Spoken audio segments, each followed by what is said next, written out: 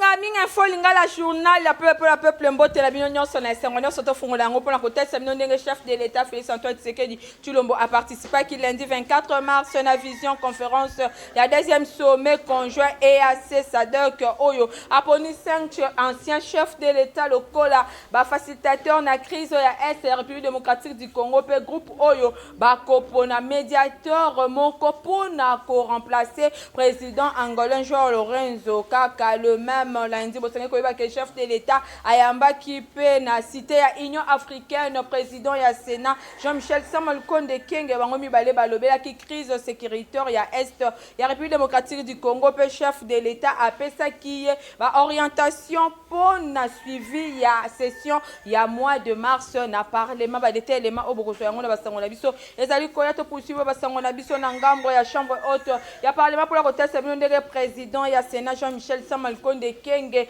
bayamba ki kitoko lundi 24 mars et pas ya conseiller spécial ya président Félix Antoine Tshisekedi Tshilombo ezali bongo Eberande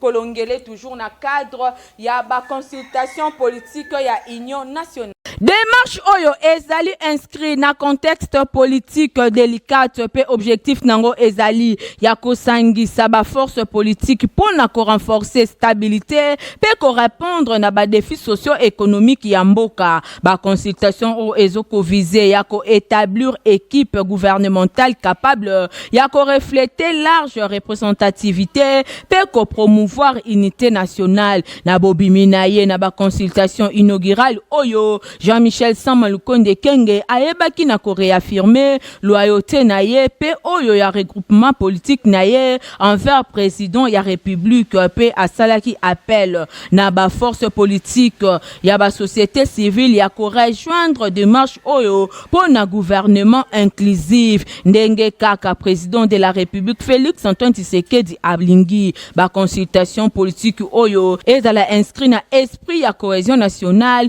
pe unité nationale face na situation sécuritaire ya Est de la République démocratique du Congo pe na ngonga oyo ba fongoli ba échange na ba membre ya opposition pe ya société civile congolaise bit nango ezali ya kokoma na formation ya gouvernement inclusif wana ezalaki maloba ya président ya chambre haute ya parlement Jean-Michel Sama Lukonde Kenge bosimba ke ba consultation oyo ezali fondé na ebele ya ba principe notamment suprématie ya constitution unité nationale intangibilité ya ba frontière héritée ya colonisation pe intégrité ya territoire national souveraineté nationale respect ya ba institution gouvernance inclusive pe participative conformément na vision ya chef de l'état ba consultation initiée et sengeli ezala débouché na mikolo ezali koya na formation ya gouvernement ya Union nationale gouvernement oyo ekozala chargé ya ko faire face na situation sécuritaire préoccupante na Est ya République démocratique du Congo agression rwandaise sous couvert ya ba supplémentaire ya M23 majorité parlementaire notamment Union sacrée tomoni ba regroupement pe ba parti politique ko bakisama ba parti ya regroupement ya opposition parlementaire extra parlementaire société civile na diversité pe ba personnalité tomoni bongo ba ancien chef ya ba corps pe ba ancien candidat président ya république ba 4 catégories oyo ya entité ba personnalité concernée na ba consultation politique. Premier ministre Judith Suminwa a participé qui lundi 24 mars à la cérémonie commémorative ya liwa ya héros national Joseph Kasavubu azali bongo premier président ya RDC oyo ezalaki organisé na notabilité ya Congo central en collaboration na famille biologique na enyoso elekaki na rond-point qui pointe na commune ya Kasavubu héritier Mapindemi Nathalie Kela Kapenda.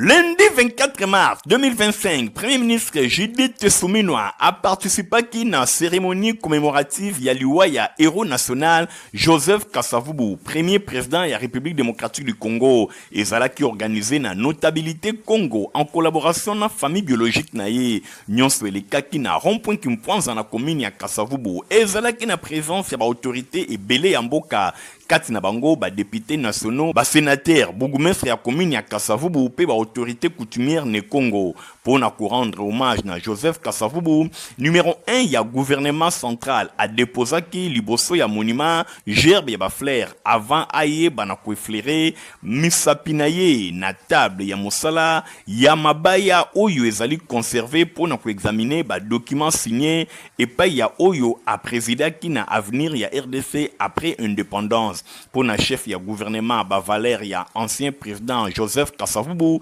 et zali ko mérité vraiment eye bana ko pesama na ba congolais nyonso pe na ba génération oyo ezali koya pour na ko batela histoire ezali honneur pour na ye Judith Suminwa alobi première femme première ministre na pouvoir azali ko commémorer premier président ya République démocratique du Congo ye azali na kati ya ba peria indépendance boye oyo azala ki na intégrité moko ya makasi ala kisi yango na parcours na ye na présidence ya République kasi lelo ba Valère oyo tolingi eye bana ko matalisusu tolingi biso nyonso to kabola yango na ensemble ya population ko banda na population Congo pe lisusu ensemble ya mboka mobimba ndenge Judith Suminwa alobaki na contexte ya lelo Canabiso azali ko faire face na agression ya armée rwandaise na nzela ba supplétif na ye ya coalition M23 AFC appel na unité ou ezala ki lancé et pa ya patriarche Kasavubu et singeli interpellé peuple congolais 56 ans après liwa na ye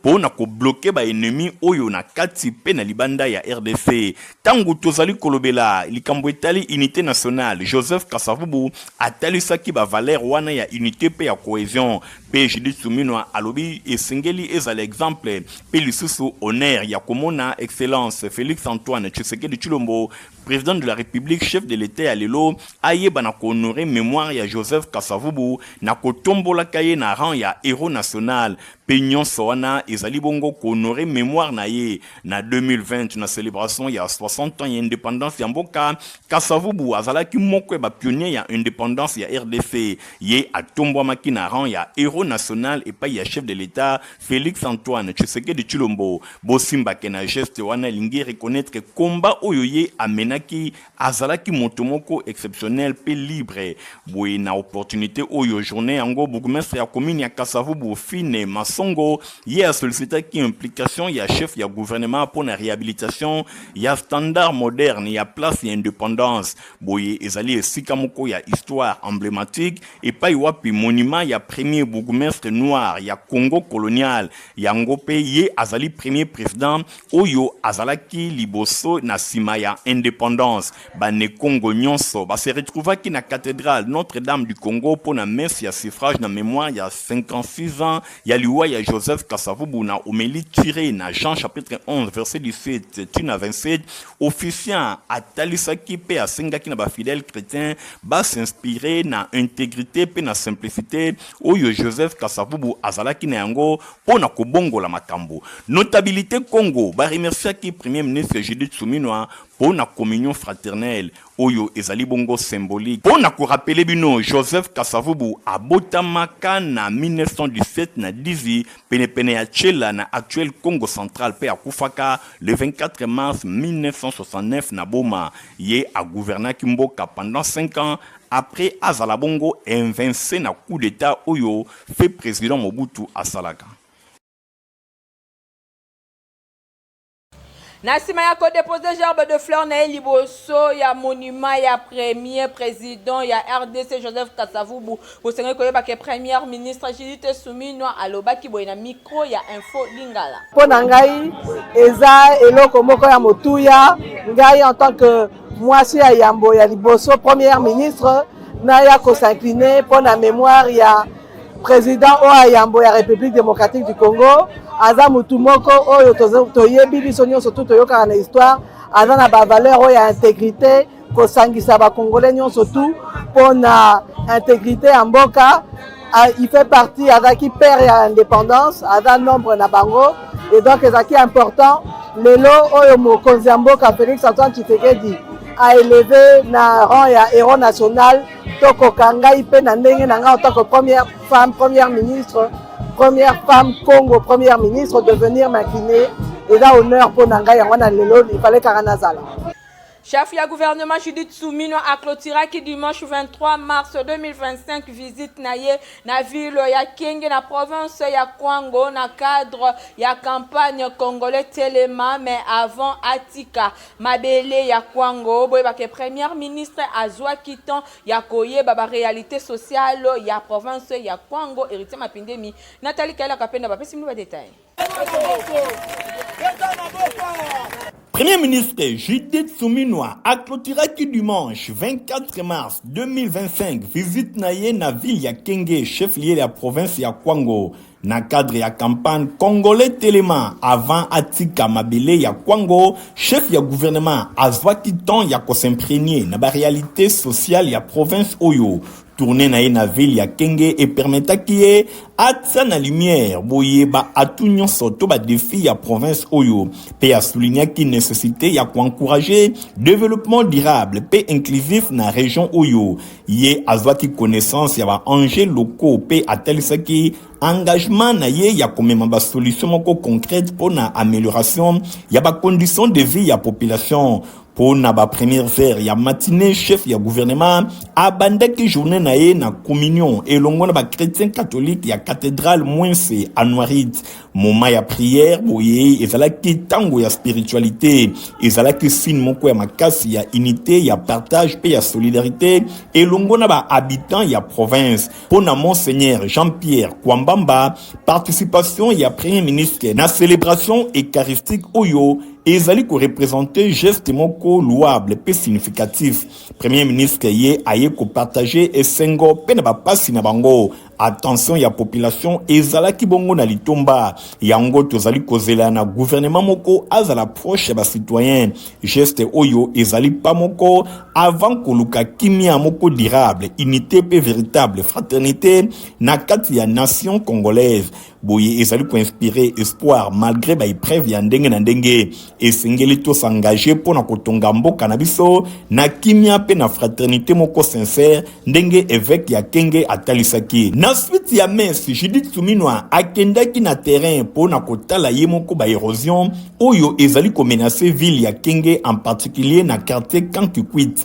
Boye mikolo oyo banda ku nyonso ekundami na ba érosion boye yango ezali ko continuer kaka ko menacer ba tête ya ba érosion oyo ezali ko progresser na route numéro 2 ezali ko représenter danger moko ya makasi pour na population locale. Premier ministre a annoncé ki ba action concrète pe ba action moko ya lombango pour na ko telemisa avancer pe ko protéger ba habitation et longo na ba infrastructure essentielle. A poursuivre qui tournait na ye na ville ya Kenge chef ya gouvernement a kendaki na hôpital général de référence ya Kenge conventionné catholique pa wapi atalaki état établissement ya santé oyo visite na ye et permetaki ko souligner ba effort oyo ezali ko salema et pa ya hôpital pour na prise en charge sanitaire ya population pe ataki en perspective ba besoin nyonso ya lombango oyo esengeli ezala bongo déployer. Judith Soumino akendaki pe ko visiter symboliquement maternité ya hôpital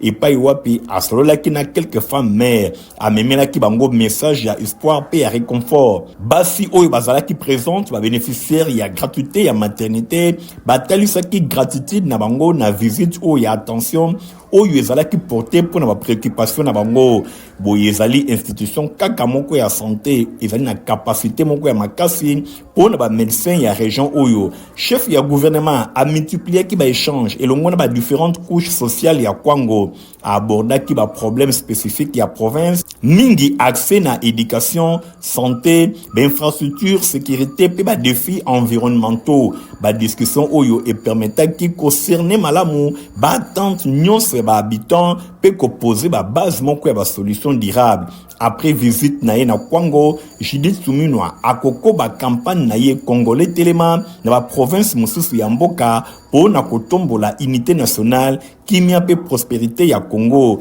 Premier ministre azali kokoba ko prêcher ba valeur ya nation moko solidaire oyo etelemi pe ezali tourner na avenir moko prospère.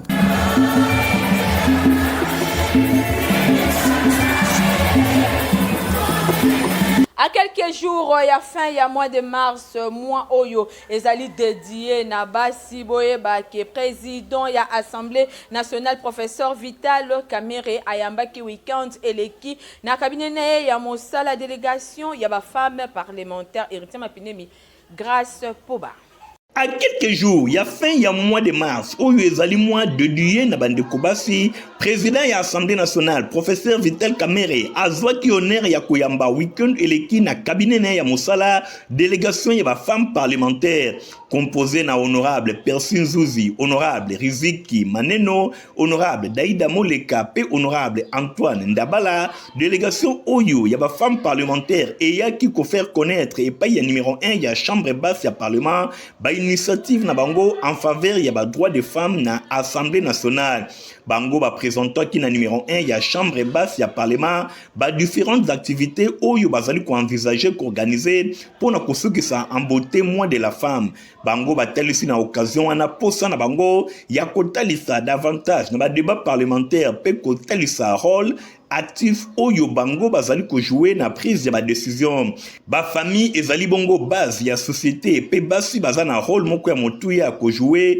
pe lisusu na kati ya politique. Balobi balingi bazala liboso ya scène po na ko imposer lokola ba actrice majeure ya vie parlementaire ndenge chef ya délégation atalisaki honorable Persin Zouzi. Baeli Oyo ba sollicita qui soutien ya président ya Assemblée nationale pour na ko permettre collaboration moko ya malonga et longona ministère ya genre na bit ya kotombola autonomisation ya basi pe ko garantir représentation effective na gouvernance. Président ya Assemblée nationale Vital Kamerhe akumisaki démarche Oyo pe encourageaki ba femme parlementaire ba ko ba na engagement pe la détermination. Assemblée nationale ezali bongo reflet ya société toza na devoir ya ko garantir participation moko ya malonga ya bandeko basi na processus législatif. Promotion ya bandeko basi esengeli ezala kaka slogan ya pambate kasi réalité moko concrète na manière ya kosala mosala. Vital Kamerhe alobi encourager bango bako bana lancer oyo ko collaborer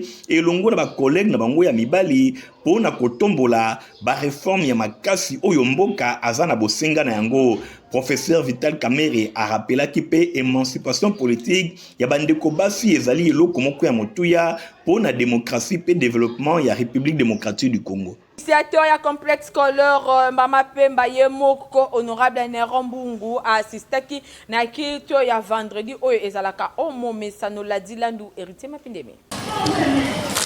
Ndenge kaka ezalaka chaque vendredi na complexe scolaire Mama Pemba école ya fondation Néron Mbungu culte moko spécial et salemaka po na kotika école pe promoteur na yango elongo na ba enseignant nyonso na maboko ya Nzambe. Ndenge moko pe vendredi 13 mars 2024 ba élève nyonso bazalaki wana na présence ya yemoko initiateur ya complexe scolaire Mama Pemba yemoko honorable Néron Mbungu oyo azalaki wana po na ko assister na culte oyo. Bosimba ke monitrice ya école de dimanche ateyaki bana mingi mateya na mokanda ya 1 Pierre chapitre 1 verset 15 à 16 alobaki na ba élève nyonso esengeli bazala saint lokola ye moko Nzambe azali saint alingaka masumu te. Moko na moko esengeli ayeba na komibatela, moko na moko esengeli abatela conduite na ye azala sembo liboso ya Nzambe pona ko réussir na vie na yo. Nyonso wana ezalaki capté 5/5 pambate ba élève nyonso oyo bazalaki bien édifié et longo na corps enseignant pe corps administratif basepelaki na mateya oyo ndenge kaka ezalaka lokola momesano na complexe scolaire Mama Pemba. Naza monitrice à école de dimanche na tei na 1 Pierre 1 15-16 pona bazotalisa biso tozala saint lokola ye moko Nzambe apona biso. Alors Pona nini nazwi verset wana ezolobela biso conduite dans toute notre conduite. Mikolo nyonso tozozwa mwa rapport rebelle par rapport à parents, enseignants, bana comportement bazo affiché. Biso toza wana pona ko former intégralité ya mwana. Ko former dans un tout. Il faut azala mutu. Koloba te aza mokonzi munene lobi azoyeba te ke koyiba eza mabe. Azoyeba te ke kosala ekobo eza mabe. Toza na posa mwana ayeba ndenge nini akoki kokende tina suka. Pote azala iti dans la société. Yango wana na talisi bango pona nini nzambe na biso azali saint boule. Aza na masumu te, il est juste. Et puis aza parfaitement pur. Même miso na ye ekoki kotala masumu te. Yango wana Jésus sur la croix tango amemi masumu ya mokili mobimba. Yesu amonaki ke nzambe apese mokongo pona masumu. Ti abelelaki papa pona nini otiki ngai. Vraiment na école oyo babengaka biso mingi. C'est une bénédiction pour nous honorable Nerombungu. Azali Moïse na biso na kisenso awa pote ye vraiment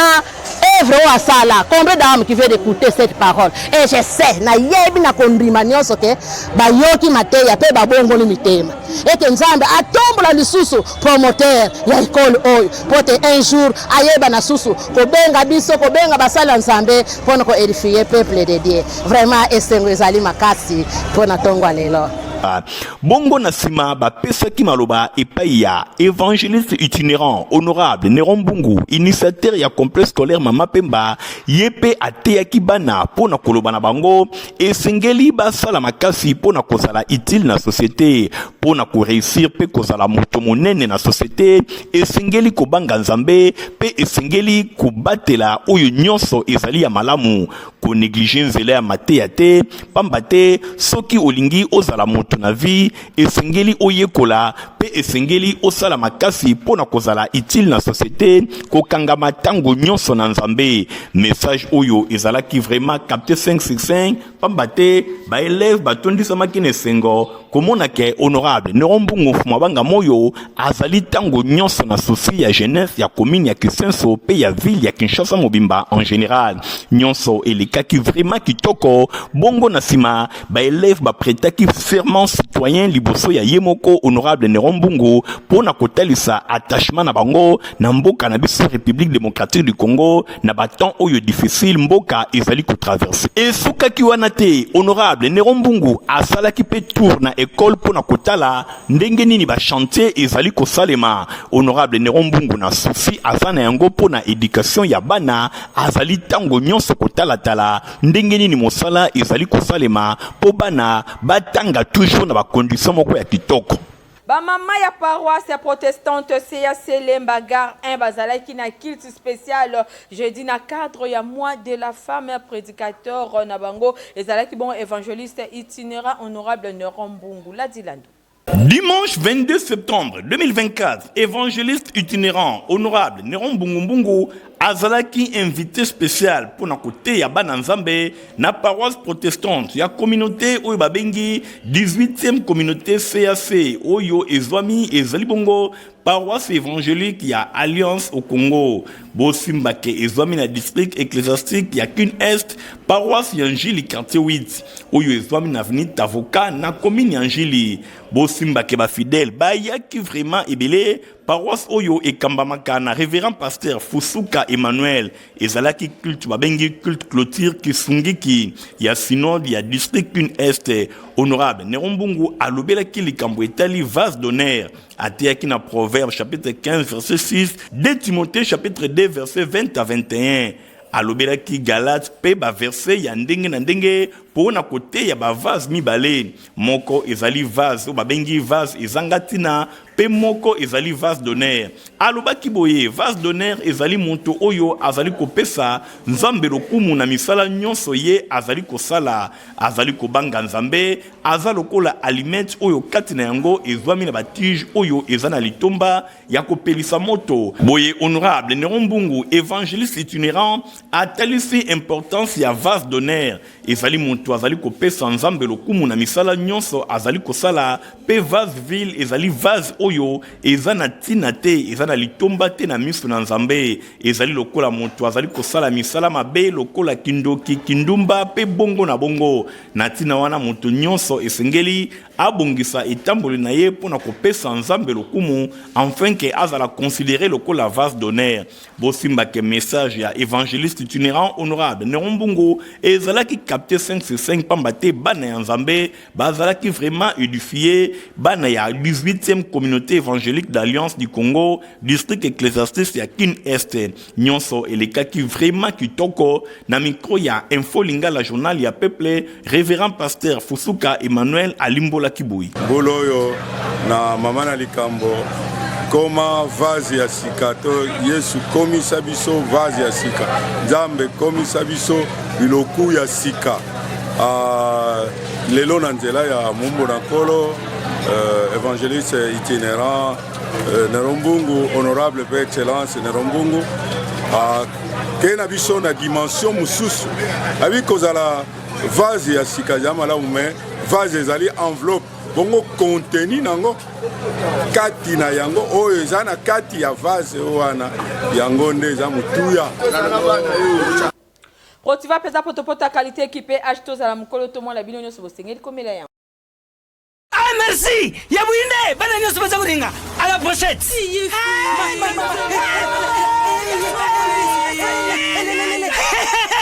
Vous allez quoi demain? Protivap et tonne la protéine et énergie. Ah papa merci pour les protéines pour les enfants. Eh Bino, bote la baonine. Bote na bote la Bino. Mama kansa bomba bonga. Pona bana na yo bakumarukura bana oyo. Faut laisser kabango poto poto Protivap. Et ça va pota pota te. Allez, kamata. Bon appétit. Bana nyaso ba yaka Protivap. Ah bah c'est kulia ya bango Protivap. Ba bande ba danser na bango ya ba bébé pro. Tala. Ba yango. Chata kitoko ntoto makati. Tukana mbimbi. Oyo tukana mbimbi. Makusa. Protivap. Poto kitoko pona ba bébé pro. Yo mutolinga kola taba sapata qualité place et ça c'est moko na 7e rue limité et pas ya papa griffe. Papa sinangai e utako apio. Baye nyonso balinga kolata basapatu kitoko saper d'état mwana mboka Basile Semopa alias Papa Griffe Cocobar de la Sab asali esika pona ba congolais nyonso bayeba na kozwa mokoto ya kitoko sandal lipapa ba ceinture pe biloko ya ndenge na ndenge nyonso ezali kosalema epai ya mwana mboka saper d'état Papa Griffe boye na présidence de la SAP epai wapi ba mokoto bozali komona ezali kosalema euti na Italie euti bisika mosusu te kaka awa mwana mboka saper d'état Papa Griffe yende azali kosala yango kasi komitungisa na ye ezali boni gouvernement bazali kotala ye kaka boye alors que bakoki kotia maboko pona oyo azali kosala ekende tango nyonso liboso na koloba lisu nini bandeko nanga bino moko bomoni bino moko bolinga ngo mutu nyonso ukota na 7e rue place commerciale awawa tout au long ya ba fabricant au traditionnel ariketaka ngo Papa Griffe mawa ngo Papa Griffe mawa vraiment musala kitoko boye alors ça on les gamundele et puis les autres mais les autres diraient mais pourquoi pas tes gouvernements balingo soutenir yete na ebita bande onanga botu na peut-être bango na ebakate na salanine na zanga pe politicien te artiste kaka mais les autres sala mawato donc ezaka pour na ko informer le sous maman Nabiso Judith Yozali maman excellence premier ministre voilà on a pouvoir on écoutanga nazara Papa Griffe ndenge pe son excellence monsieur le président de la République Fachi Beton yepa ya écoutanga déjà nazara Papa Griffe artiste coordonné mais naye baraté pourquoi nazanga soutien pourquoi bo soutenir ngati ngam tu vraiment naye combattre ba chinois naye combattre ba expatriés naye combattre ba turcs pour que Congolais là te loga bien à faux prix et puis durable aux en manifestation aux en fête moko songolo au libala yaka en tout cas jour en les jours na au lia batutu na fête et le moko durable et à la chaussure et à la sandale et à la ceinture et à la sac pour la cordonnerie na maroquinerie attache sur les bolit lokola ilik oye na dimina lokola moro na dimina lokola moro ateza lokola moro na comme sango lokola ilik na comme sango mais pour na nini te na prendre jeunesse montante va se prendre en charge na transmettre bango la coordonnerie bolinga na kufana ke na domaine nanga. Adresse ezali semoko na 7e rue Limité aux na Petit Boulevard Limité résidentiel et paiwapi basapatu ya kitoko ezali kosalema bana mboka bopesa confiance et pa yande konabino sa père d'état Papa Grive pona kosomba biloko oyo ye azali koteka yangonde e kotombola mboka na biso pambate batu ya mayele pe batu ya créativité bazali. Tozana communiqué écologique moko a bolanda lecture nango. Famille Lukusa, Papa Timothée Lukusa, Bébé Langalanga, Charlie, Mathieu, Nadine Asona, journaliste en info Lingala, Bazana mawa makasi ya koyebisa na bandeku baninga, pe bayebani na bango, liwa ya mwana ya pele kina bango Gloire Ilunga Lukusa, oyo akufaki poso eleki na sima ya accident de circulation. En attendant programme Esalema, matanga iza kosalema na avenue de l'école numéro 141, référence kin marché na Briking na commune ya Ngalema. Tika sango oyo ekomela bato nyonso bayebaki Gloire Ilunga Lukusa. Pesinga nzela na boucler journal le peuple na peuple pa nazaki na estango makasi ya ko présenter bino yango soki osepela ki nango bopesa merci na Nathalie Kela Kapenda oyo akumbela ki édition papa zaki assister et pas ya grâce pour bana sima caméra to zaki na Igon Tingi montage estimama ki na Christian Kangebe ni pe Fabrice Lundombi journal na peuple ezaka supervisé et pas ya héritier mapinde mi coordonné par Stéphane Skande ba dekoboti kala malamu.